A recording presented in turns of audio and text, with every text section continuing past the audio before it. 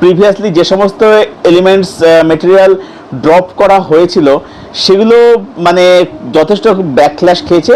তো আমার মনে হয় যে মেকা সেটা শুনেছে এবং কোথাও গিয়ে তারা কিন্তু সেইগুলোকে তারা কোথাও গিয়ে বাদ দিয়েছে ট্রেলার লেভেলের মধ্যে। হ্যাঁ, একটা বিষয় পরিষ্কার, সেটা হচ্ছে যে ছবিটার মধ্যে রায়ার যে চরিত্রটা মানে বাবা এসের যে চরিত্রটা সেটা নিয়ে কিন্তু বিতর্ক হবে, কন্ট্রোভার্সি কিন্তু হবে। সেটা সিভিলাইজ ভাবে আমরা কি কথা বলতে পারি?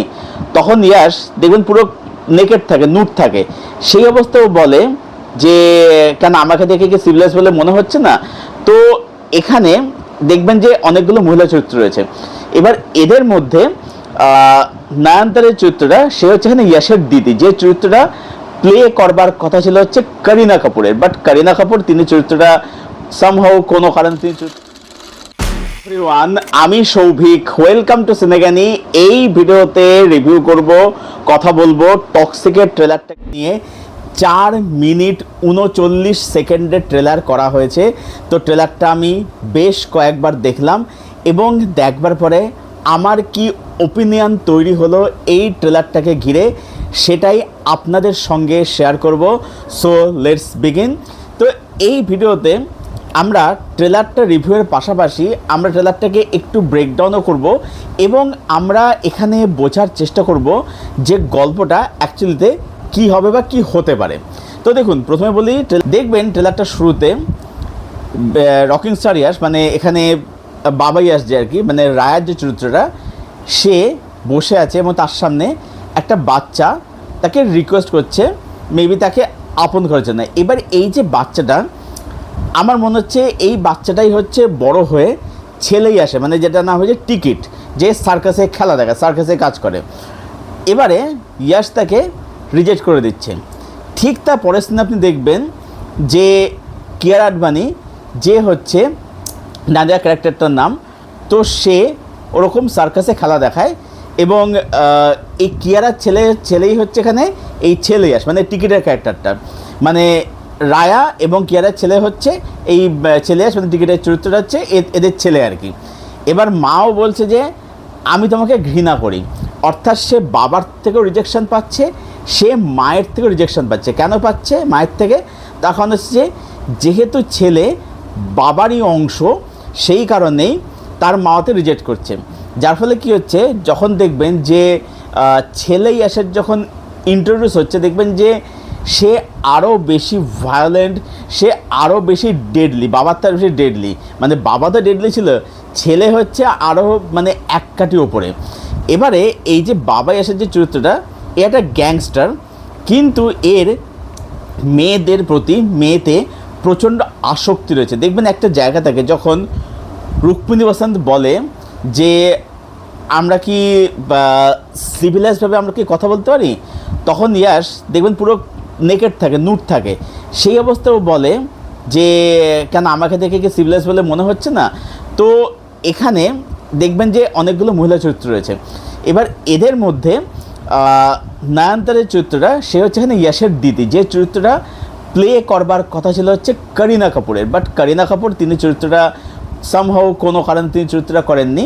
তো দেখবেন নয়নতারা কিন্তু বলে যে তোমাকে একদিন রাজা হতে হবে, সম্রাট হতে হবে। তো এবারে রেখেছে এখানে একমাত্র নয়নতারার চরিত্রটাই সেই একমাত্র এই যে রায়া যে চরিত্রটা মানে বাবা ইয়াশের চরিত্রটা তাকে সাপোর্ট করছে। এবারে কি হচ্ছে, যেটা দেখা যাচ্ছে সেটা হচ্ছে যে এই ইয়াশের সঙ্গে কিয়ারা আডবাণীর ভালোবাসা হচ্ছে, ভালোবাসা মানে মানে ওই একটা কিছু সম্পর্ক গড়ে উঠছে, এটাই বলবো আর কি, তাও সেটাও বলা যায় না। তো এবার সেখান থেকে কিয়ারা মেবি ইয়াশকে ভালোবেসে ফেলছে এবং সেখান থেকে কিয়ারা প্রেগনেন্ট হয়ে যাচ্ছে। কিন্তু সেই সময় দেখা যাচ্ছে যে ইয়াশের চরিত্রটা সে তারাস্তের সঙ্গে সম্পর্কে জড়িয়ে পড়ছে এবং এখানে এই দুটো ট্র্যাকতে বোঝা গেল। বাট আমার কাছে কিন্তু খুব একটা ক্লিয়ার হলো না যে এখানে হুমা কুরেশি ক্যারেক্টারটা কী হবে। রুক্মিণী বসন্তের চরিত্রটা মেবি কোনো কপ হলেও হতে পারে, মেবি, আমি সেটা মানে এখনও সেটা বোঝা যাচ্ছে না। এখানে হুমা কুরেশি আর রুক্মিণীর চরিত্রটা এখানে কথাটা বোঝা যাচ্ছে না। মানে এখানে যেটা হবে সেটা হচ্ছে যে কিয়ারার সঙ্গে প্রথমে একটা সম্পর্ক হবে। সেখান থেকে যেহেতু ইয়াসের ক্যারেক্টারটা মহিলাদের প্রতি প্রচণ্ড আসক্ত হয়ে পড়ে, মানে যাকে বলে এবং মানে অ্যাডিক্ট যাকে বলে আর কি, সেখান থেকে তারা সুতেরার সঙ্গে একটা সম্পর্ক হবে এবং সেখান থেকে কিয়ারা প্রেগনেন্ট হবে, কিয়ারা সব জায়গায় মানে থেকে বঞ্চিত হবে, বিতাড়িত হবে এবং তারপরে এই টিকিটের জন্ম হবে। এবং যেহেতু যেহেতু সার্কাসে খেলা দেখা যায়, তাই টিকিটের চরিত্রটা সেও কিন্তু সার্কাসে কিন্তু খেলা দেখায়। এবং যখন সে বাবা এবং মা উভয় থেকেই যখন সে রিজেকশন পাচ্ছে, তখন সে কিন্তু যেহেতু তার মানে যে চাইল্ডহুড, যেহেতু সেটা পুরোপুরি ডিস্ট্রয় হয়ে যাচ্ছে, সেইখানে দেখেছি সে আরও বেশি ডেডলি, আরও বেশি হিংস্র হয়ে উঠছে। যেখানে দেখবেন যে তাকে আরও বেশি ডেডলি, আরও বেশি হিংস্র তাকে প্রেজেন্ট কিন্তু করা হয়েছে।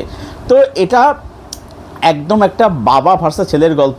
মানে আপনি যদি অমিতাভ বচ্চনের ত্রিশূল ছবিটা দেখেন, দেখবেন যে ত্রিশূলের সেখানে গল্প কী ছিল, যে আপনার সঞ্জীব কুমার সে তার সঙ্গে ওয়াহিদা রহমানের সম্পর্ক ছিল। এবার সঞ্জীব কুমার যেখানে মানে চাকরি করতো, মানে যে কারখানায় সে কাজ করতো আর কি, সেই কারখানার মালিকের মেয়েকে সে বিয়ে করে, মানে সেই মালিক তাকে বিয়ে করতে ইনসিস্ট করে, কারণ সেই মালিকের মেয়ের বিয়ে হচ্ছিল এবং তাকে বলে যে তুমি যদি আমার মেয়েকে বিয়ে করো, আমি তোমাকে কারখানার এই ফ্যাক্টরির মালিক করে, কোম্পানির মালিক করে দেবো এবং তুমি অনেক ভালো থাকে, তুমি অনেক টাকা পয়সা হবে, এটা তাকে বলা হয়।